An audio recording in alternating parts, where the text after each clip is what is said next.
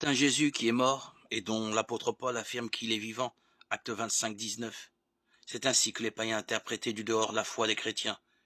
Et c'est bien ainsi que, de fait, les apôtres communiquaient leur message tel que le livre des Actes nous le rapporte. Saint Paul ne craignait pas d'aborder par ce côté les esprits dilettantes et sceptiques d'Athènes, au risque de les heurter, en leur affirmant la résurrection. La foi de tout chrétien est évidemment liée à ce fait majeur. La rédemption ne s'est pas opérée par la seule mort du Christ. Celle-ci n'est effectivement rédemptrice que par la victoire du Christ sur la mort. La résurrection est le signe de cette victoire et l'inauguration d'une ère nouvelle pour tous les hommes, invités à bénéficier à leur tour dans le Christ d'une résurrection, à la condition de le suivre préalablement dans sa passion. La théologie moderne, rejoignant en cela la théologie des pères, a donné à la résurrection une place de premier plan dans sa réflexion sur le mystère rédempteur.